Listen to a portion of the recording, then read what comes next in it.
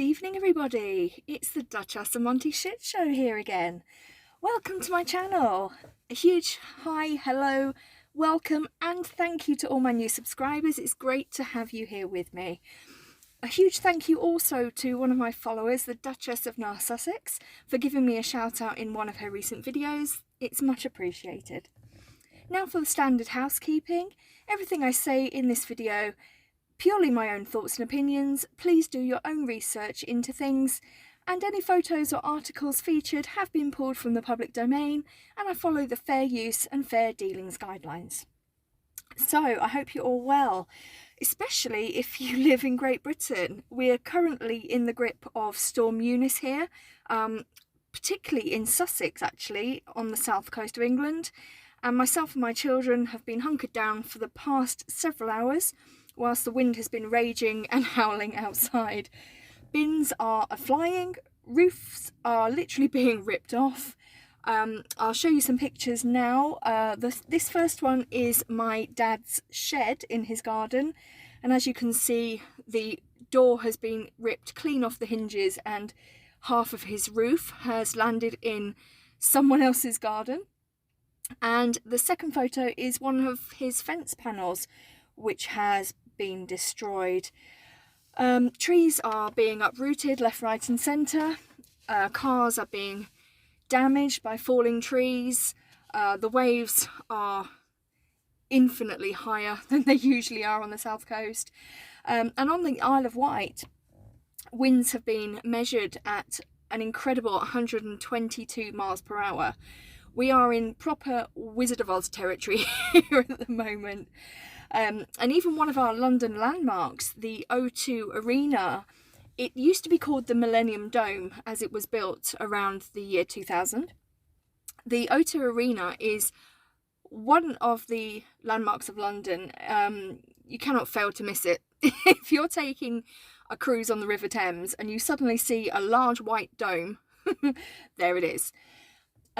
It's been extensively damaged, as you can see from the picture here. It's had some of its roof, or a large proportion of its roof, ripped clean off. The O2 is basically where you see comedy shows, you can see music concerts. So, you know, if ever Ed Sheeran's in town, he'll be at the O2. You know, if ever any of the big hitters are in town, the O2 is generally where they will play. So that is really worrying to see the O2 damaged like that. I'm not sure how long it's going to be out of action, but hopefully we can get back to business soon. If you're in Britain, please take care and stay safe. If you have to go out, please only go out if you really have to. If you're not in Britain, please keep us in your thoughts at the moment. We are literally being blown around, literally. So, to the main business of the day. This may turn into a rant. I haven't come here with a particular plan of what I want to say, but I am cross. And believe me, it takes a lot to get me cross. But somebody's managed it today, and that somebody is Prince Harry. Yes, he's in the firing line. Our glorious prince, and yes, I'm being sarcastic, Prince Harry has been in the media yet again, flapping his gums. What for this time though? Well, he has kindly come out into the media today to insist that the UK will always be his home. Oh, really? Wow. Get lost. Literally. That holds no weight with me anymore, and that will not hold weight with a lot of people. And I will tell you for why. Grab a cup of tea, grab your popcorn. I will tell you what I think. So, Prince Harry, yes, Henry, as he was born, chooses to call himself Harry, whatever, okay, we will go with that. But Harry, to the Brits, has always been a little bit of a scoundrel, a bit of a cheeky chappy, a lovable rogue. I'm not sure about the American equivalent, but think Robbie Williams or Ollie Murs to people in the UK, a bit of a cheeky chappy, which we seem to like over here. He's made a lot of mistakes along the way, but haven't we all? But to be honest, Prince Harry, we have forgiven him over and over and over again. Because, you know, we adore him, past tense now, adored. We loved him, we adored him. The British nation have always taken William and Harry right into their hearts, never more so than when their mother, Diana, Princess of Wales, died. You could not fail to be moved by the image of those two young lads. Harry, I think William actually was 15 in this photo, and I think Harry was a couple of weeks off turning 13. He was still a young lad, and you cannot fail to be moved by this image where they're stood behind the gun carriage, you know, holding their mother's coffin, all eyes of the world on them, and their heads are bowed as they followed the gun carriage towards Westminster Abbey.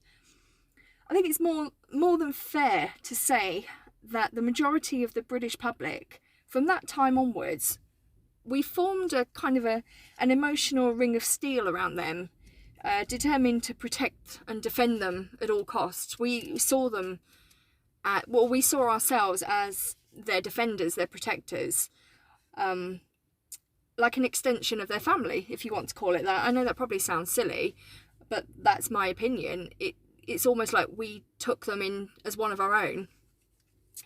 Over the years, both men, you know, well, certainly William, has grown into a fine young man with morals.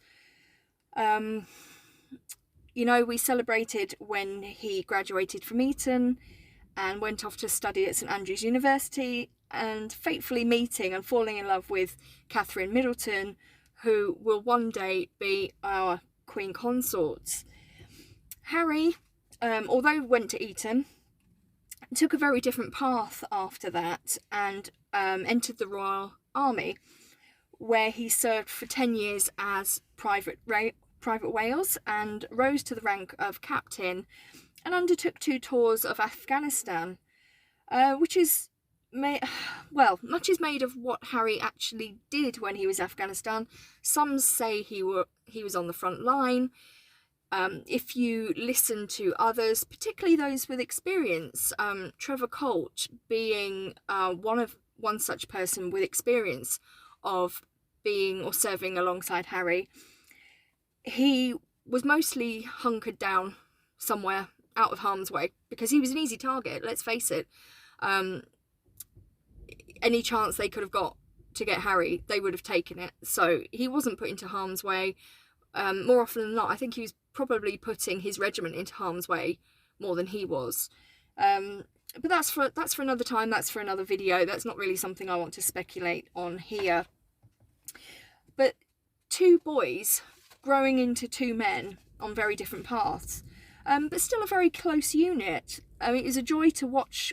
Even when Catherine came along and became a more permanent fixture within the royal family, and 2 became 3, but it seemed that 3 wasn't actually a crowd, and it was a joy to watch them. I think Harry at one point described Catherine as the sister he never had, and I thought that was amazing. I thought it was so lovely for him to just embrace her like that, especially a commoner, essentially. I mean, she was from a middle-class background, but not of royal blood. So for him to accept Catherine with open arms, I thought was really lovely of Harry, to be honest. You know, even in 2016, William, Catherine and Harry together launched Heads Together, which was an initiative to encourage people to talk more and to be more open about their mental health.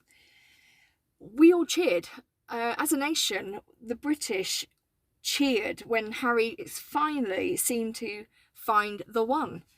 He'd had a couple of failed romances. I don't know if failed's the right word, but they didn't work, obviously. But with Chelsea Davy and Cressida Bonas. When he found Meghan Markle, we hoped, or I certainly hoped, he'd found his equal, someone to calm him down a little bit. You know, we watched his engagement interview, and I personally, when I saw it, I personally thought he looked so happy and so content with this lady. And initially, I have to admit, I was taken in by her. I pride myself on being an excellent judge of character, but to be honest, I mean, looking back now, it's easy to see.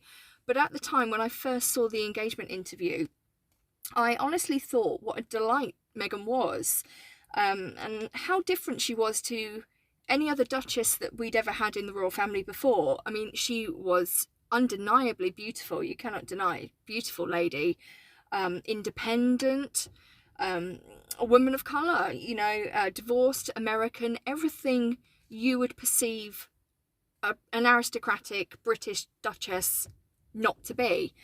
And I was thrilled. You know, I think the monarchy has long been viewed by many as a very archaic, outdated, and quite stuffy institution. So with Meghan Markle, I think the British nation had high hopes that she would be the catalyst in bringing new opinions, bringing new attitudes, and essentially helping to modernise our monarchy a little bit, bringing it more in line with 21st century values. In the run-up to their wedding, many stories began to emerge, not exactly painting Miss Markle in the best possible light. Crygate being one of them. Kate made me cry, blah blah. And Harry, for that matter. I mean, who can forget Harry's outburst to the Queen? What Meghan wants, Meghan gets. Yeah, okay then. Thankfully, Queenie soon put him and her in their place. I think that situation arose because Meghan had her heart set on an emerald tiara for her wedding. And unfortunately, it had already been promised to Princess Eugenie. Mole. Sorry.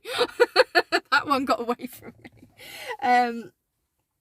But even though Eugenie and Jack Brooksbank's wedding was planned first, because Harry outranks her in the line of succession, as soon as he announced his wedding, that was always going to be the priority. That was always going to be scheduled first. So Eugenie had to postpone her wedding until Harry and Meghan had theirs. But thankfully, the Queen honoured the agreement of Eugenie's tiara. So I think that's roughly how the situation arose, of what Meghan wants, Meghan gets. Well, thankfully, Queenie has her head screwed on and basically said no, she does not get what she wants. And I think at that point, I don't know whether that was the turning point, but I think certainly from that event onwards, I think Meghan kind of thought, I'm not going to be top dog, not while this old broad's around. You know? So I think that probably did a lot of damage, certainly to Ms. Markle's ego. And I think that was certainly a turning point in some respects, that she figured out very quickly she wasn't going to get her way, you know, as and when she wanted, and didn't like it, quite frankly. Feel free to correct me if I'm wrong. I don't think I am on that one, but again, just my own opinions. Feel free to tell me what you think in the comments.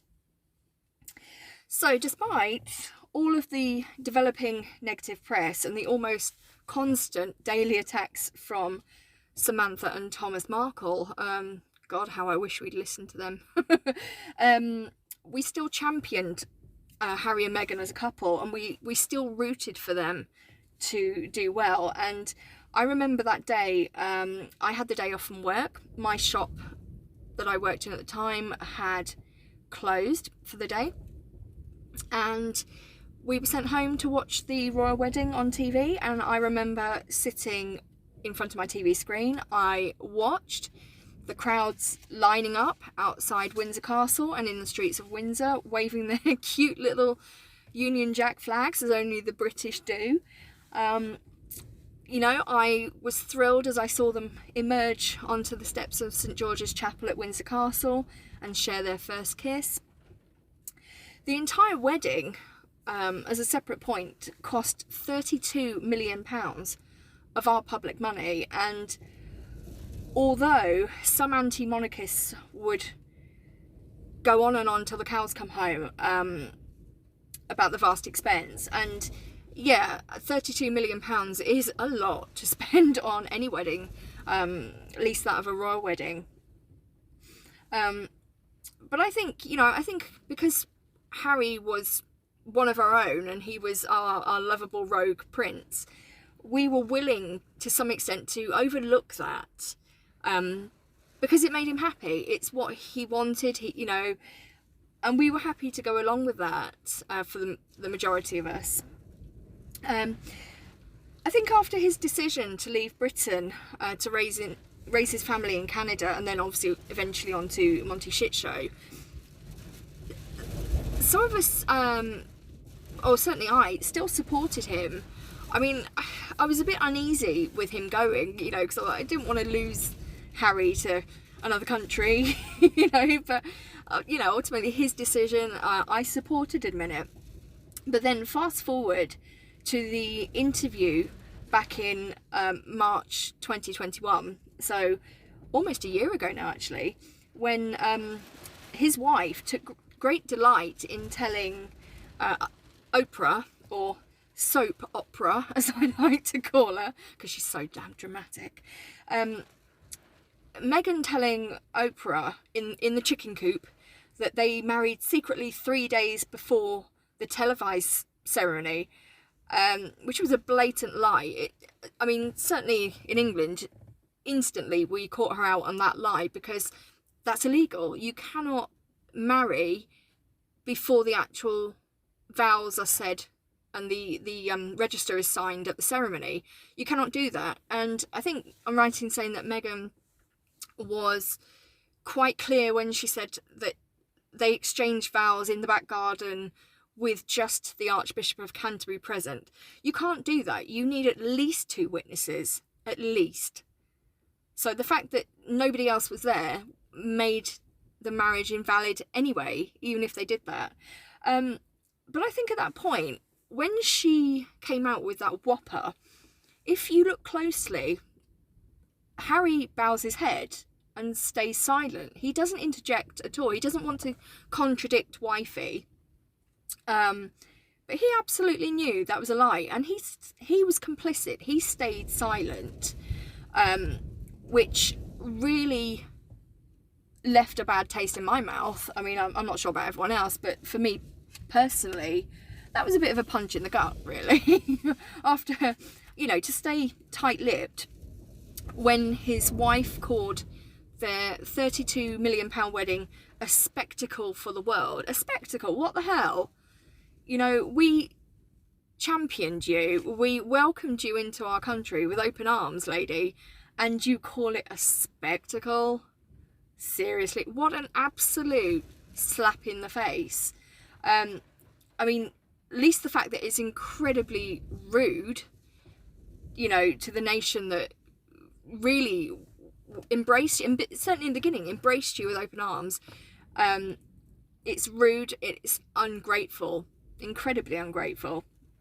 I mean, I'm not being funny, a couple of days before the wedding, the homeless people of Windsor were literally being rounded up off the streets and shoved somewhere out of the way, so that come the day of the televised ceremony, people didn't have to see, you know, the scourge of the country, you know what I mean? It's just the down and outs. They weren't to be seen. They were to be hidden away.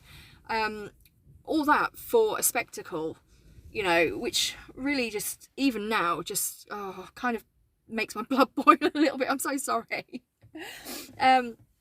But for Harry, I mean, for God's sake, man, stand up to your wife. Grow some bloody balls. Oh yeah, sorry, you can't, can you? Because they're only for juggling outside the window these days, aren't they? Oh my. So, from the soap opera interview through to today, almost a year on, there's been many occasions where Harry has taken any, every and all opportunity to criticise everything that he held dear before.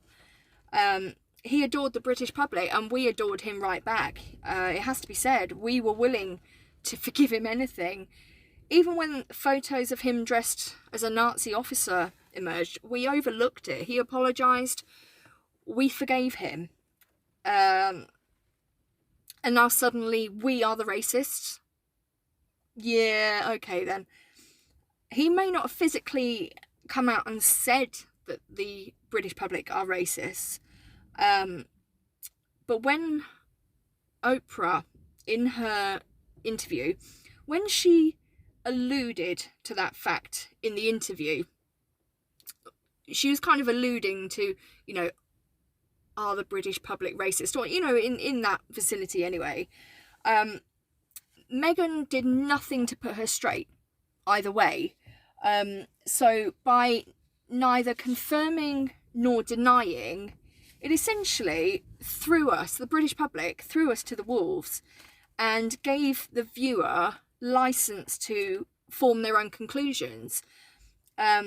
And form them they have. I mean, if you engage with or observe any Sussex supporter, I mean, I hope you don't, but, you know, I mean, obviously on Twitter and Instagram and Getter and Gab and all of these social media platforms, it happens. You inevitably encounter somebody who has an opposing opinion to you, and that's completely fine. They are entitled to their opinions. But when they attack us personally and call us racists, on basically no evidence, no receipts have ever been produced.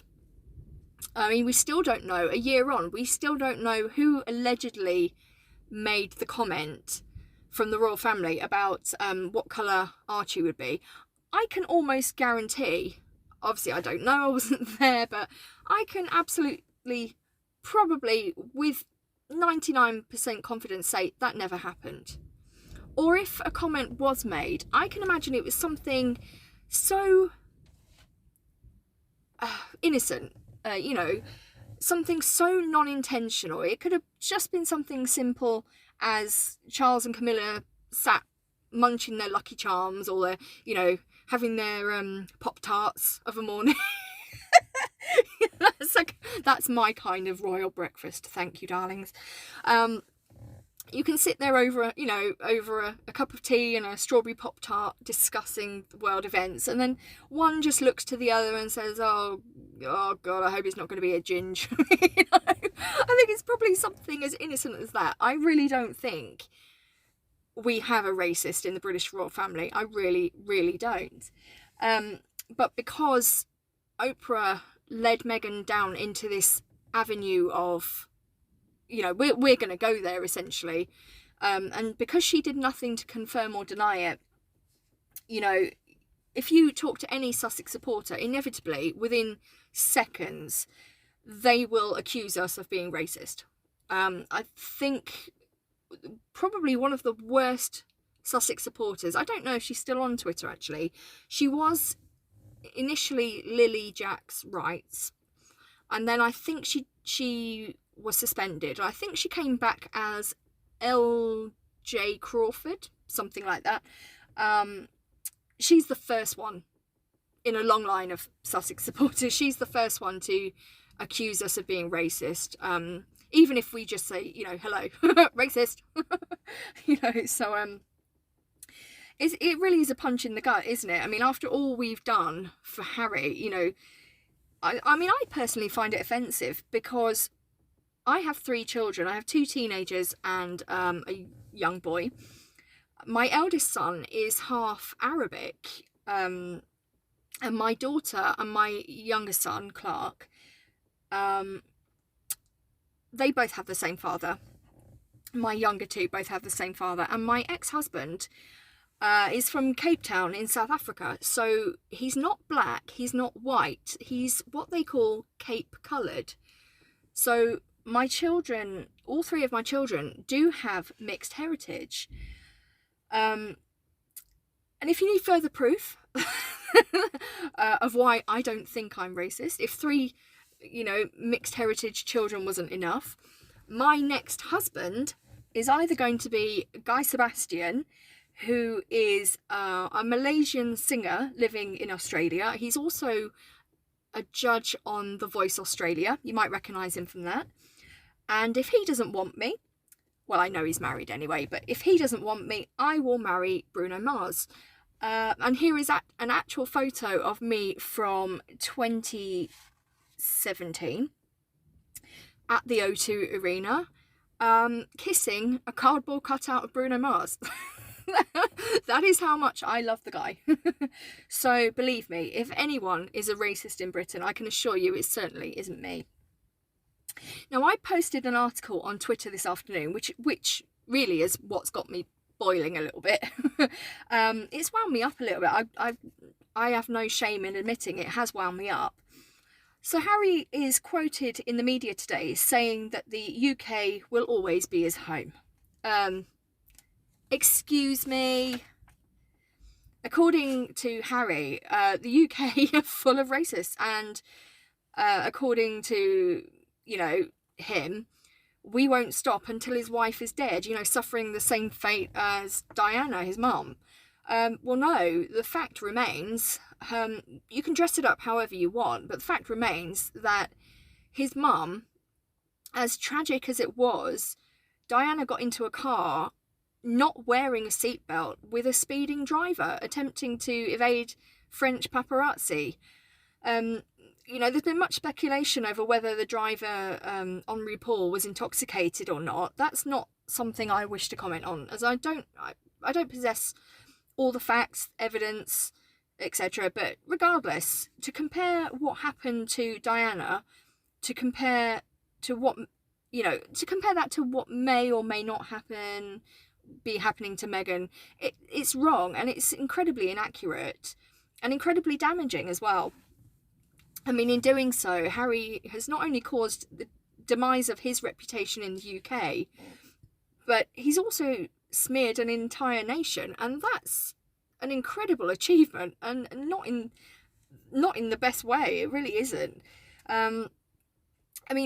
Aside from that, outsiders that have never visited the UK, they don't understand our culture or our customs.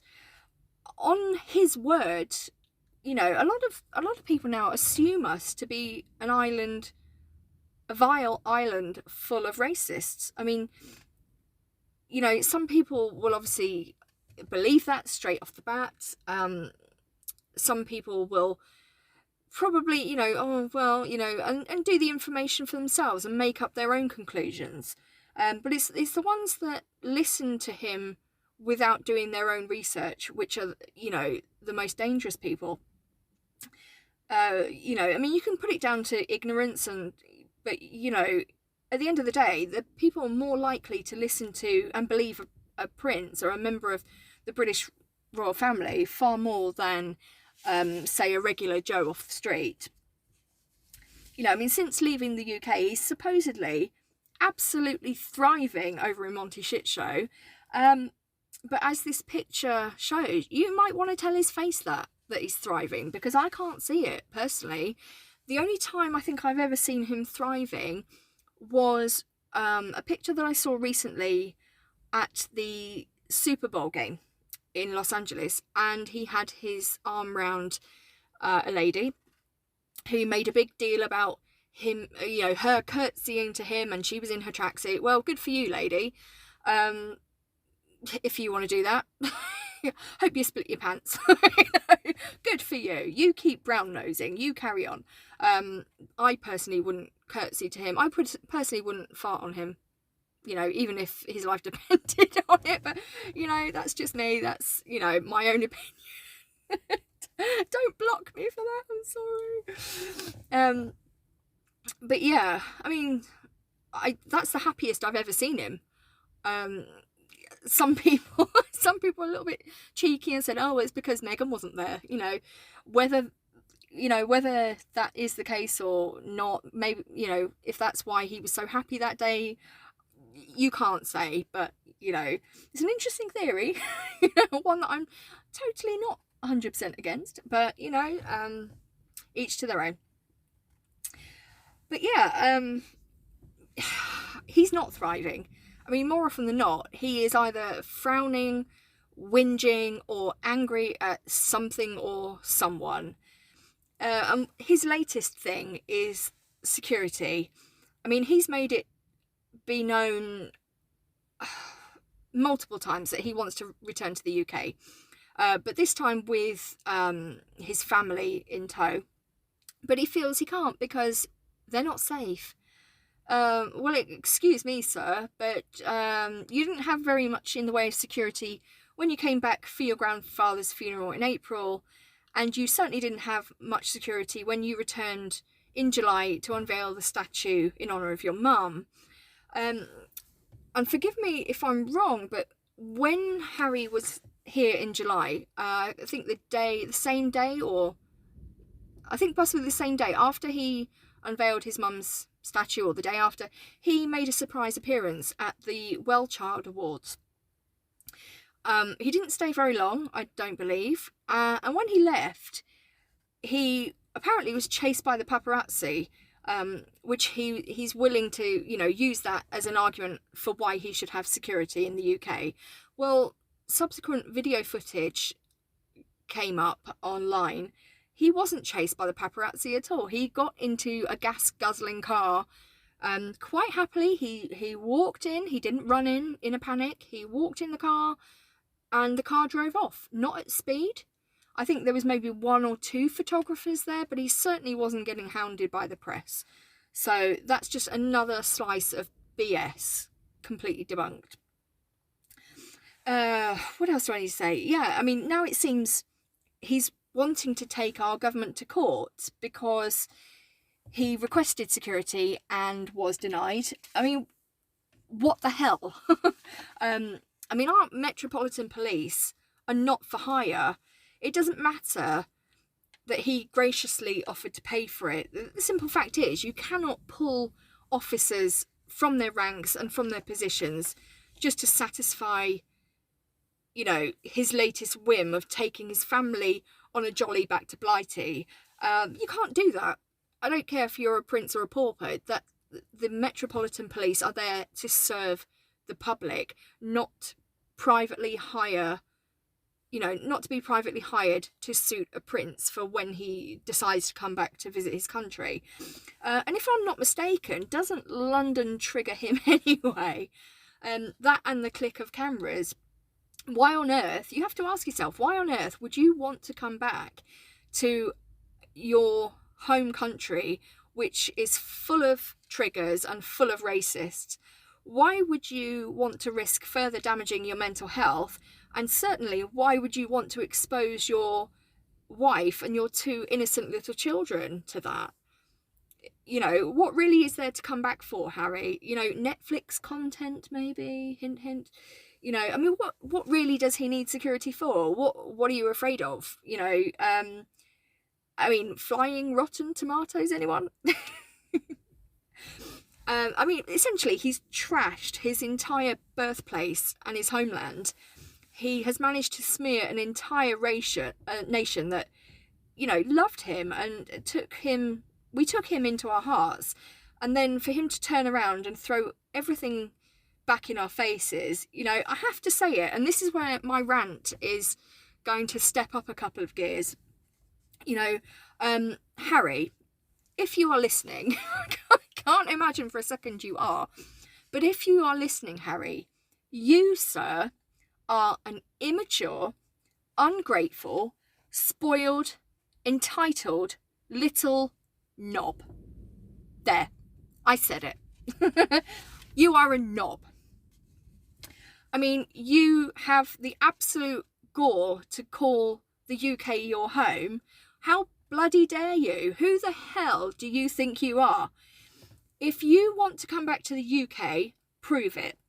I invite you now to go onto your podcast, or whenever Spotify get round to helping you make one, or do one of your infamous Zoom calls. You know, take time for yourself, work on your inner self, you know, take some time away from your finger tapping or whatever it is you do, you know, and you go on a Zoom call and you make it publicly known that you want to take back every disparaging and highly inaccurate comment you have made about the British public, and you apologise to every single damn one of us, and then, and I think only then, can the long, painful process of forgiveness begin. Because we will forgive you in time. The British public are famous for forgiving. We're not necessarily forgiving and forgetting, but we do over time become more tolerant, more forgiving. I mean, look no further than Camilla as a perfect example. I told you in my first video that, you know, 25 years ago when I was a teenager, I really did not like Camilla one little bit. I thought what she did, you know, was disgusting, and how she'd wormed her way into the royal family.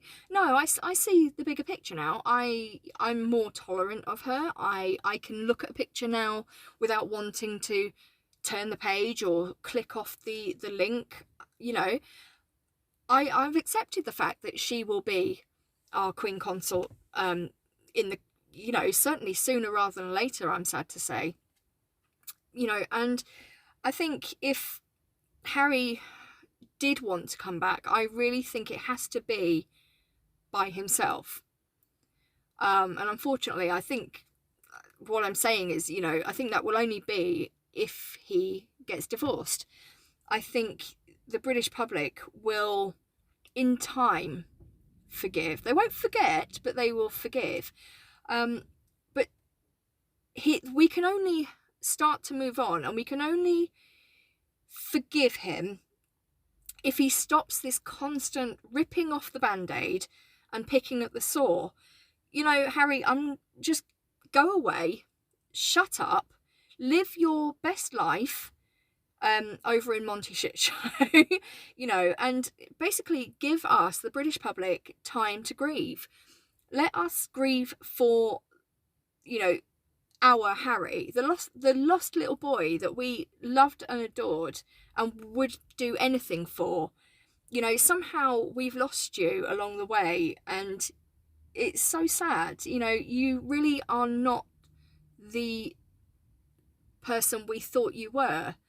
Or maybe you have been a disgusting little oik all the way along, and just the British royal family just did a very good job of hiding it. And now that you're on your own over in Montecito, and you don't have that safety blanket of your, you know, your transgressions being covered up in the media, now you don't have that. Maybe we are seeing the real Harry and we just never saw it before. But just go away, leave us be, because quite honestly, in my opinion, from my personal point of view, you're not welcome. I don't want you back. I mean, if you come back, there's obviously nothing I can do to stop it. I will not be happy to see you back on British soil. I really won't be. And if we feel like that, if one member of the British public feels like that, I can't imagine how the British royal family feel, Harry's sort of nearest and dearest. I really can't imagine how they feel about all this. They must feel incredibly hurt and betrayed, because I know we do as a nation. I mean, Harry says that we trigger him and London triggers him. Well, quite frankly, he triggers me, as you can hear from this rant. So all I would say to Harry is cut the bull, cut the ultra wokey salad, you know, that you insist, the word salad you insist on tossing left, right and centre. Go back to your roast chicken, go back to your collard greens and your finger tapping. We are doing just fine without you. Do not worry about your gran. We are taking care of her as much as we can. We are supporting her. We don't need you.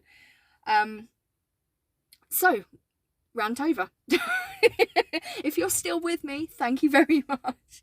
What do you guys think? I mean, do you think maybe I'm being too harsh? Or do you have the same or similar opinion? I really would love to know your thoughts and comments. Please leave them in the comment section below this video. So from now, I will say take care. Stay safe if you're in the UK. Please don't go out unless you really, really have to. And I will see you in the next video. Bye for now.